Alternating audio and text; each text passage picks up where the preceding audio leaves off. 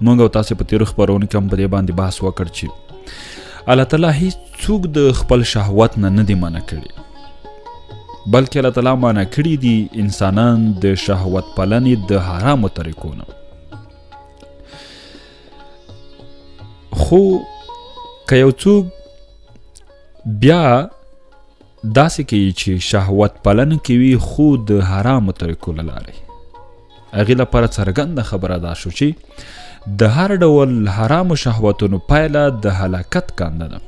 څوک چې حرام شهوتونه پایلي، څوک چې خپل شهوتونه د حرامو لارې پوره کوي، د هغې پایله بیا هلاکت دی، تباهي ده. هغه کس به حتمن هلاک کیږي. خو موږ تېرو خپرونو کې ووایو چې دا هلاکت به داسې نه وي چې یو څوک د سهار د خپل نفس غوښتنې ومني، یو څوک د سهار زنا وکړي، یو څوک د سهار حرام وکړي، یو څوک د نور کارونه بد او محکام ته دی په دا باندې نالت شي، بلکې دا به هلاک کیږي حتما. خو دا کله دا موږ او تاسو ته معلومات نشته. شیطان د الله جل جلاله په وړاندې له الله جل جلاله سره د هغې د بندګانو د بېلارې کولو وعده وکړه او قسم یې وکړ چې ستا په لارو کې به ستا لارویو ته کینم، له مخې، له شا، له ښي او کیڼ پلو څخه به پرې حملې کوم تر څو یې ګمراه کړم. د شیطان همدغه قسم په قرآن کریم کې هم په بار سره یاد شوی دی چې ژباړه داسې دا ویل کیږي چې نو څنګه چې تازه په ګمراهۍ کې اخته کړی یم، زه به هم اوس ستا د سمې لارې په سر باندې دغو انسانانو ته کینم، له وړاندې وروسته ښي خوا او کیڼ خوا څخه به یې را ایثار کړم او تا به د دوی ډېر شکر ویستونکي ونه مومې. اکثریت کسان به هغه کسان وي چې هغه به شکر ویستونکي نه وي. شیطان څلور لارې وښودلې چې انسان به پرې بېلارې کړم. خپله شیطان وویلې دوه ترې پاتې شوي، یعنی لاندې او بره. نو هر هغه کس چې الله جل جلاله ته ډېرې سجدې لګوي او دعا لپاره لاسونه پورته کوي، الله جل جلاله به یې د شیطان له وسوسو او دکو څخه په امن کې وساتي. له همدې امله شیطان له هرې لارې چې شونې وي د انسان د بېلارۍ کولو هڅه کوي. انسان چې له کومې لارې بېلارې کیږي، شیطان همغه لاره په کار اچوي او انسان ته دم دی تر څو یې په ګناه کې اخته کړي.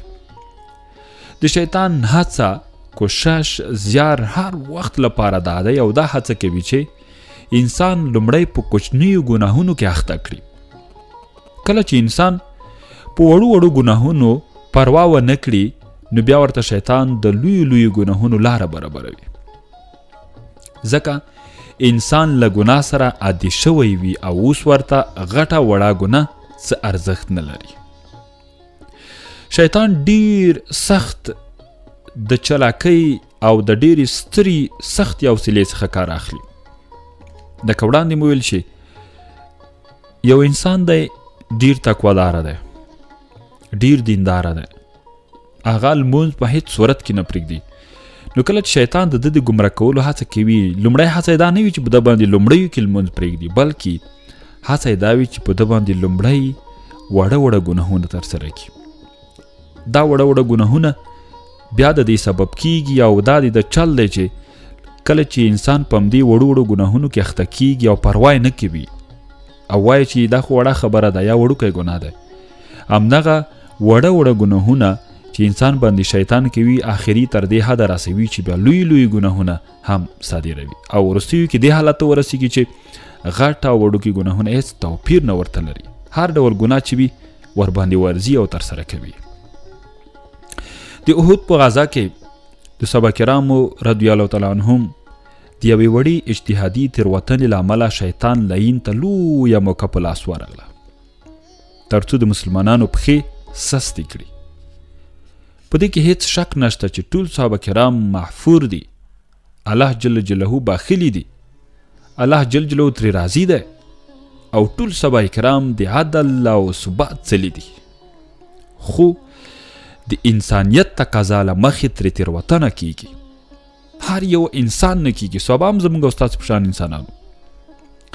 الله جل جلاله د احد د غزا پیښه په قرآن کریم کې هم بیان کړې ده. العمران سورت کې ژباړه داسې ده چې له تاسې نه کومو خلکو چې د 2 پوځونو د مقابلې په ورځ شاړه ولې د هغوی د دې تر وتلو سبب دا و چې د هغو د ځینو کمزوریو له امله شیطان د هغوی پښې ښویولې وي او حقیقت دا دی چې الله جل جلاله هغوی ته بښنه وکړه. الله جل جلاله ډیر تیریدونکی او د زغم څښتن دی. لکه وړاندې مو چې وویل شیطان په لومړیو کې انسان په وړو وړو ګناهونو روږدي کوي. کله چې له وړو ګناهونو سره ښه عادي شي نو بیا یې لوی لوی ګناهونو ته مخه کړي. کله چې انسان په ګناهونو کې ککړ شي او خلاصه یې ترې نه شونې شي نو بیا ورته شیطان وایي اوس خو دې بې له هغې بله دنیا خرابه او برباده ده، نو له دې دنیا څخه خوند واخله، خپل شهوتونه پوره کوه، خپلې مازې کوه، خپلې چړچې کوه، هر څه دي چې زړه غواړي همغه وکړه. ولې؟ ځکه آخرت خو داسې هم برباد دی. څه چې دې خوښ وي همغه کوه. له دې وروسته شیطان ګناهګار انسان ته د ګناه په داسې دلدل باندې سپور کړي چې کېوتل یا کېنستل ترې نه شونې شي. پایله داسې چې که الله جل جلاله د توبې توفیق ورنه کړي نو د هلاکت او دوزخ کاندې ته پرېوځي. که د نن سبا ځوانانو پیغلو ته وګورو نو پوه به شو چې د دوی لومړی ځل په ګناه کې ښکېل کېدل د شهوتونو له امله دي. نو وړاندې مو ویل چې شیطان انسان لومړی په وړو وړو ګناهونو کې راګیروي او وروسته بیا داسې یو مضر احمق ګناهګار انسان ترې نه جوړوي چې شیطان بیا ورته وایي چې دا دنیا خو دې هسې هم تباه شو، آخرت خو دې هسې هم تباه شو، راځه په دې دنیا خو ښې مزې وکړه. دا خبره بیا نه ور یادوي چې الله تعالی خو ډېر مهربانه ذات دی، توبه وباسه، الله تعالی به ستا توبه قبوله کړي. څومره ګناهونه دي چې کړي دي ټول به معاف شي. د قیامت ډېره سخته او هیبتناکه ورځ ده. په دغې ورځ به هر انسان د ځان په غم کې وي. مور، پلار، ورور، خور، اولاد، مال، هیڅوک به په کار نه راځي پرته له نیکو اعمالو څخه. یوازې نیک اعمال او د الله جل جلاله د رحمت نظر دی چې انسان به د هلاکت څخه ژغوري. نو په دې ورځ که څوک بریالی شو هغه د تل لپاره بریالی دی او که څوک ناکام شو پایله یې خرابه ده. که په دې ورځ چاته عملنامه په ښي لاس ورکړله شوه هغه بریالی دی، خو که چاته په کین لاس ورکړلی شوه نو بیا یې خیر نشته. او د قیامت ورځ هغه ورځ ده چې د ذرې ذرې حساب به پکې کیږي او همدارنګه که یو انسان کوم او څومره عمل کړی وي هغه به ګوري. الله تعالی خپله فرمایلی دي چا چې د یوې ذرې په اندازه نیکي کړي وي وبه یې ګوري او چا چې د یوې ذرې په اندازه بدي کړي وي هغه به یې هم وګوري. همدارنګه رسول الله صلی الله علیه وسلم هم فرمایلی دي نو هغه ته به د هغه عمل نامه وړاندې شي که عمل یې د دوزخیانو نو ورته به دې نه نشي. زموږ د مشرانو او اسلافو دا شان او خاصیت و چې هغوی به د بدې پایلې څخه ډیر ویرېدل. له همدې امله به یې د بدې پایلې څخه د نجات ډیره دعا کوله. سفیان ثوری رحمه الله یو ځلې د شپې دومره وژړل چې په جړا کې پرې سهار شو. چا ترې پوښتنه وکړه آیا د ګناهونو له ویرې ژاړئ؟ آیا ګناهونه دې دومره ډېر شوي دي چې دومره ډېر ژاړئ؟ ځواب یې ورکړ ګناه خو وړوکی غوندې شی دی، زه د بدې پایلې څخه ژاړم. د بدې پایلې تر ټولو لوی لامل دا دی چې د انسان په زړه کې شهوت ځای ونیسي او بیا د هغې زړه رالاندې کړي. نو هر کله چې دومره سخته او له هیبته ډکه ورځ مخې ته لرو ولې په غفلت کې پرېوتي یو او ولې د الله جل جلاله د عبادت څخه مخ اړوو. د هر انسان په زړه کې یو خیال وي چې د هغې ټولو خواو ته د انسان ټول جذبات تویږي راتویږي، خو دغه وړوکې غوندې خیال هغه وخت له هر څه غوره شي چې کله د نفسي خواهشاتو او شهواتو څخه د خوند اخیستلو عادي او روږدی شي. د دې برعکس یو بل ښکلی او مبارک خیال دی چې هغه تل د الله جل جلاله او د آخرت د ورځې په ویره باندې آباد وي. هر وخت انسان ته الله جل جلاله او آخرت یادوي او د هغې ورځې له عیبت او هیبت څخه یې ډاروي.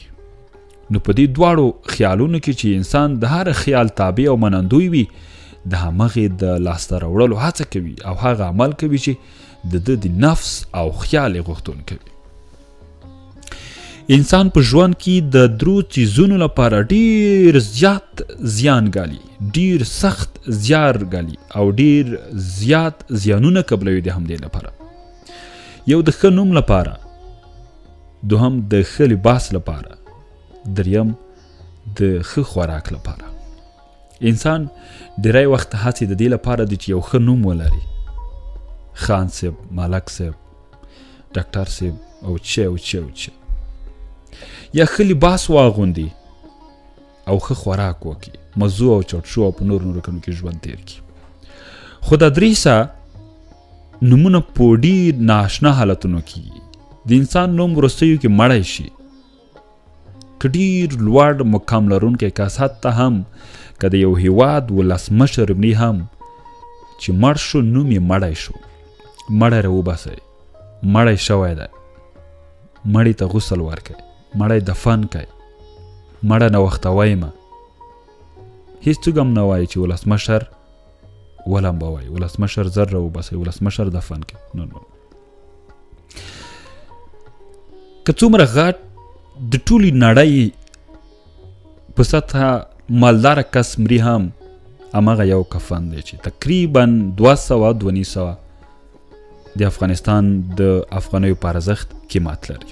همدا به غوندي او خو خوراک دا شي چې دوی د چینجیو خوراک شي، د ده غوښې د چینجیو خوراک شي. موږ او تاسو باید د هر څه وکړو، خو د اسلام او د دین د اصولو په رڼا کې موږ باید داسې ونه کړو چې د ښه نوم د لاسته راوړلو لپاره د الله تعالی سره بدي پیل کړو، آخرت مو تباه کړو. داسې باید ونه کړو چې د لباسونو د لاسته راوړلو لپاره آخرت تباه کړو، حرام وکړو. د ښه خوراک لپاره دا ونه ګورو چې دا حلال دی او که دا حرام، یوازې خوراک وکړو. داسې باید د وي. د یو کس په اړه یوه کیسه ډیره مشهوره ده چې هغه له یو هلک سره ډیره مینه درلوده. هغه په غمجن او په خدای به یې ښاد و. د هغې په لیدو به خوښ او په نه لیدو به یې ناارامه و. کله چې دا مینه د ده په زړه کې دننه شوه نو دی له غمه ناروغ شو، خو بل اړخ ته له ده څخه کرکه کوله، مقابل جریب، او له ده سره یې ناسته ولاړه نه خوښوله. د روغتیا په شپو ورځو کې د دوی ترمنځ د خط له مخې اړیکې وې. هغه مجبور شو چې د سړي پوښتنې ته ورشي. کله چې د راتلو څخه خبر شو نو ډیر خوشحاله شو، ټول غمونه یې ختم شول او د خوشحالۍ فضا پرې راخپره شوه. په ډیرې د ارامۍ سره یې د هغې کس د راتلو انتظار کوو. هغه وخت راغی چې هماغه کس چې ده ورسره مینه لرله د راتلو ورځ وه. هغه راغی، ویل د دې سړي کړنلاره او سلوک له ما سره ښه نه و. دا خبره وکړه او نور لاړ. سړي چې دا خبره واورېدله نو حالت یې له وړاندې څخه نور هم خراب شو. نټه دا چې د مرګ نښې په مخ کې ښکاره شوې او د مرګ په وخت کې له خولې څخه وروستۍ خبرې داسې ووتلې: ای د امن ځایه، ای د نروغتیا، راحت او د مړ کیدونکي سړي د زړه درمله، ستا خوښي زما په زړه کې ځای نیولی دی چې د لوی الله جل جلاله رحمت دی. یو چا ورته وویل له الله څخه وویرېږه، داسې مه وایه. هغه ویل پرېږده. لا تر اوسه له کوره وتلی نه و چې سړی چیغې کړي او مړ شو. یعنی دا د یوه نه قانون او نه شرعي مینې په بدل کې خپله ټوله زندګي وبایلله او ژوند یې له لاسه ورکړ. شهوت د انسان له زړه څخه د الله جل جلاله مینه وباسي. د انسان زړه د پیالې مثال لري چې تل پکې د هغې د خوښې شی پروت وي. بیا وایم، د انسان زړه د پیالې مثال لري چې تل پکې د هغې د خوښې شی پروت وي. هغه څه چې انسان یې خوښوي او په نه شتون کې د خفګان احساس کوي. یوه مشهوره قاعده ده چې دوه مخالف شیان په یو شي کې یو ځای نشي جمع کیدای. تاسو فکر وکړئ، که زړه له شهوتونو د شهواتو له مینې ډک وي، آیا په هغې کې به د الله جل جلاله مینه ځای شي؟ آیا د هغې په زړه کې به داسې خالي ځای پاتې وي چې د الله جل مینه او محبت پکې ځای شي؟ یوازې یوه لاره پاتې ده چې انسان یې پر خپلو یا په خپرولو سره د الله جل جلاله مینې ته په زړه کې ځای ورکولی شي. هغه دا چې انسان به له خپل زړه څخه نورې ټولې مینې وباسي، هغه څه به له زړه څخه وباسي چې الله جل جلاله ته ناخوښ وي او زړه یوازې او یوازې د الله جل جلاله عبادت لپاره خلی کړي. نو که یو انسان داسې وکړل د ایمان په خوند به پوه شي، خو که د دې برعکس کار یې وکړ نه به د ایمان په خوند پوه شي او نه به یې زړه کې داسې کوم ځای پاتې شي چې د الله جل جلاله مینه او محبت پکې ځای ونیسي. کوم خلک چې په شهوتونو کې اخته وي پایله کې هغوی د خپلو شهوتونو غلامان شي، شهوت پوره کولو لپاره لالهانده وي او له غوښتنو څخه مخ نشي اړولی. په دې اړه یوه له عبرتناکو یا له عبرت څخه ډکه کیسه تاسو قدرمنو ته وړاندې وشوه. نو هیله دا ده چې موږ او تاسې باید چې د حرامو شهوتونو تابع نشو. ما د متمدین د ښار عابدان او زهیدان وکتل چې هغوی د آخرت د عذاب له ویرې څخه ژړل.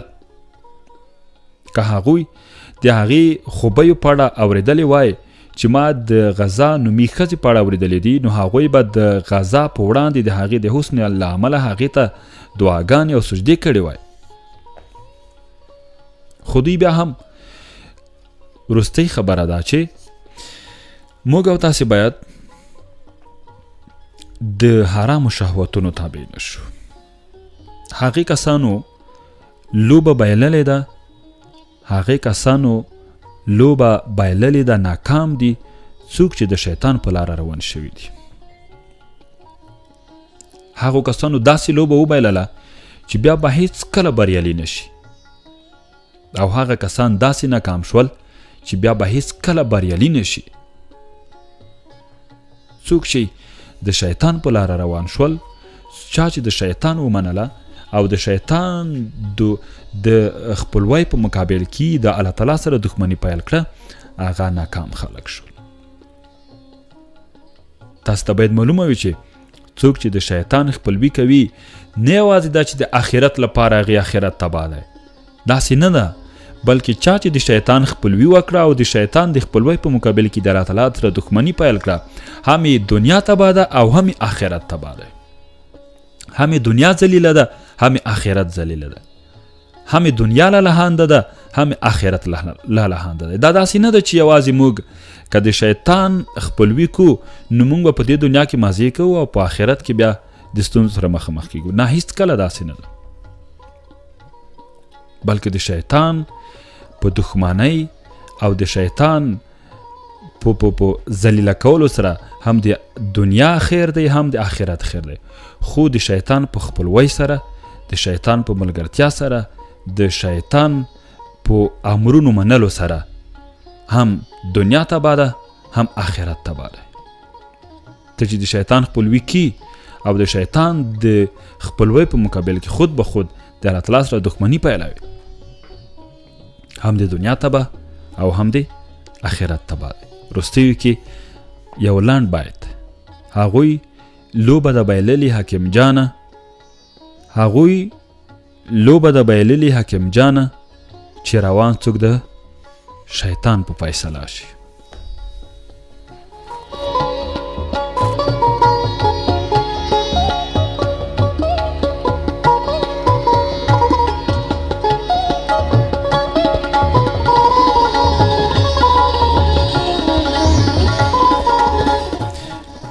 دوستانو، ستاسو ټونه ډیره زیاته مننه چې تر دې دمه موږ سره وئ. دا وه د دې اونۍ فکري رغون خپرونه چې ستاسو لپاره وړاندې شوه. راتلونکې اونۍ کې به انشاءالله په دې باندې خبرې کوو چې د ګناه له امله د دنیا ستونزې او ناکامۍ، لکه وړاندې موږ وویل چې څوک چې شهوت پالنه کوي یا د شیطان مني، نه یوازې دا چې په آخرت کې ناکام دی، په دنیا کې هم ناکام دی. اوس له دا موضوع باندې به راتلونکي خپرونه کې موږ بحث کوو چې څه ډول په دنیا کې ناکامیږي، کومې ستونزې دي چې انسان ته د شیطان د خپلوۍ له امله په دنیا کې پیدا کیږي. دا هغه موضوعګانې دي چې راتلونکي خپرونه کې به له خیره ورباندې بحث کوو. په همدلته ما نور غفور ظهیره وینه یې ترمان ته اجازه راکوئ. ښه وختونه، خوشحاله شئ.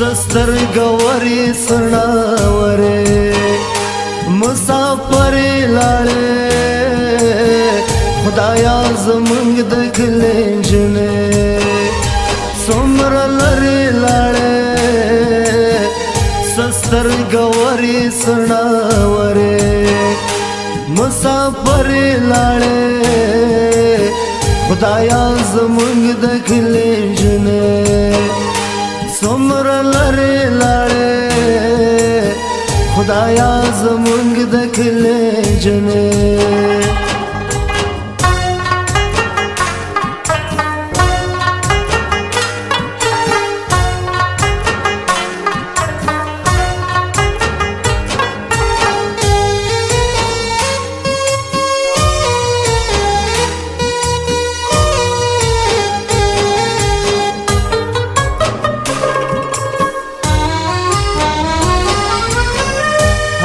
چتللې مازدیګرې لو پټو کې وړو